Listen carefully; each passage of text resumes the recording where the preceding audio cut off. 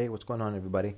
Today is Saturday, October the 29th, and we got 7 games on today's schedule. I'm going to start tonight a little different. Um, I have gotten a little bit of feedback. I know some of you don't aren't really interested in hearing and all the analysis from all the games. So I'm going to start off with my games of interest. I'm going to put them here on the screen, and then I will continue with my regular analysis on the schedule for tonight. So here are my games of interest, and I will talk about the games now. The first game we got Miami at Sacramento. Miami's favored by 4.5, 4.5, uh, 4.5 points on the road. I had this game estimated at -3, a bigger favorite than what I had estimated. Here, Sacramento is winless so far. Um, let's check out the injury report. Over here, we got Kevin Herter. He got a little injured, but it's probably he went through practice. He'll be fine. He'll be back in the lineup. So they're at full strength. Miami, nothing significant. Uh, Over here, we got a half point less at -4. Um, this is a little dangerous. Sacramento is winless. Teams can break out at any time, even though I don't like betting on teams with the thought process being um, they are due. They're due to win. Why are they due to win? If they suck, they're gonna keep losing.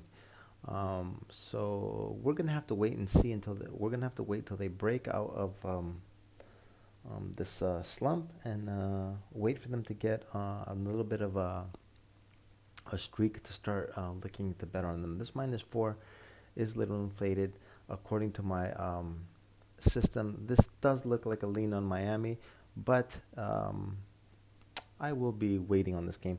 Next game, Golden State at Charlotte. Golden State favored by 10. Um, Also a pretty inflated line. I had this estimated at -9. 10 points over here. Um, there is a big the Terry Rozier LaMelo Ball still out and Cody Martin still out. I'm not expected to play. Golden State, nothing new. Um, the line is pretty accurate in my opinion. Gonna leave that alone. Also, the next game, Indiana at Brooklyn. Uh, this is a game of interest that I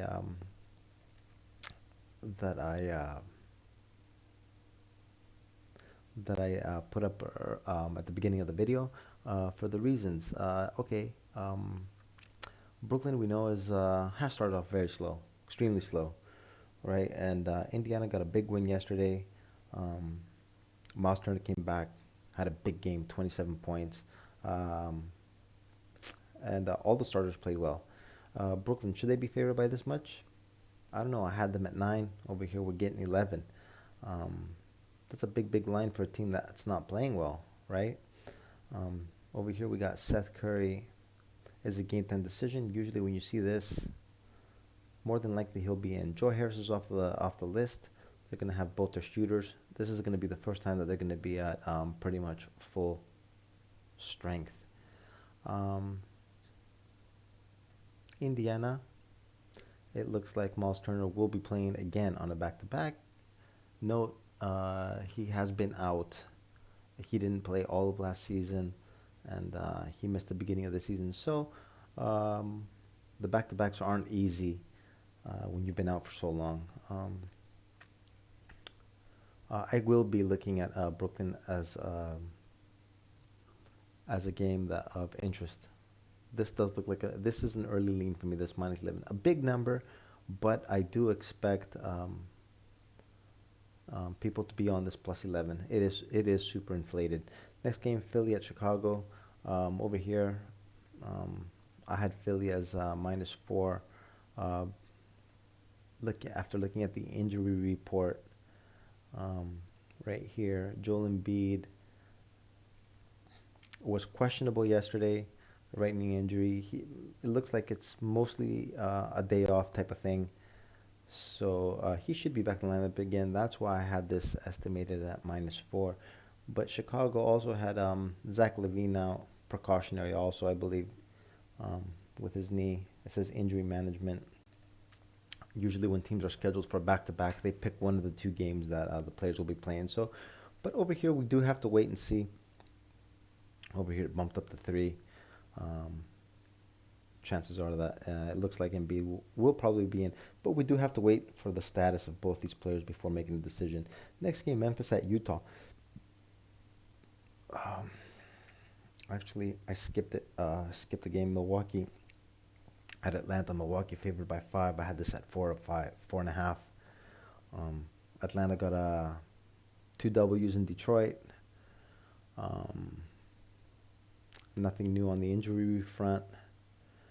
Milwaukee unbeaten so far this year. Same players out. Nothing new. Both teams on a back-to-back. Line is accurate. 4.5. I had 5 over here. Nothing going on there. Um, Memphis at Utah. Memphis 2.5. Utah is on a back-to-back. They lost yesterday. Um, they lost by uh, 16 points in Denver yesterday. They are starting to look like more like the team that I expect them to look like this season. Memphis, the line is kind of short over here. If you look at my estimations, I had this at 5. The reason being is right here, John Morant is out, doubtful. It says doubtful with illness. So he will be out. If you guys remember last year, Memphis did pretty well without John Morant. I don't pay attention too much about stats like that. Okay, they were like something like 20-5 or something like that last year without Morant.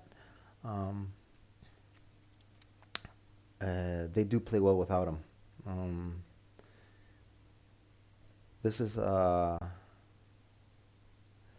Utah on a back-to-back. They do struggle. They do struggle. They do have the older players, like I mentioned last week. They were in a similar situation and ended up losing the second half of the back-to-back. So I will be leaning here on the Grizzlies with the end of 2.5. Possibly one of my stronger plays of the night. Um, yeah. The next game, Oklahoma City at Dallas. We got Dallas as a 10-point favorite. I had them favored by 12. Oklahoma City, like I've mentioned plenty of times, um, they won a couple games in a row at home against the Clippers. Okay, one game Paul George was missing. The second game that he was back, they still won. So it wasn't a fluke. They got their young guys. They would get up and down the court. They play well. It'll be a nice matchup. Can I lay 10 with Dallas here? No, I don't think so. Dallas, they could easily uh, cover this 10, but it's nothing that I'm really interested in right now. So overall, uh, like I mentioned from the beginning of the video, my two leans, the games that I'll be looking at is Brooklyn over here with the -11, a big number, but I do believe that the money will be flowing in on the Pacers here. We will take a look at this, and also Memphis with a 2.5. Despite without being without John Moran, I think it won't phase them that much. Utah is slow on the second night of back-to-back. 2.5 is the second game that I'll be looking at. My final plays, as always, I will be posting him in one of my channels or I have a Telegram channel. I have a Viber chat, and I also have a Discord channel. I will be posting my plays closer to game time live. If you guys are interested, sign up. The links are in the description. And yeah, that's it for today. Like, uh, share this video, and subscribe if you haven't already to get my updates. I'm on every day with analysis, and that's it, everybody.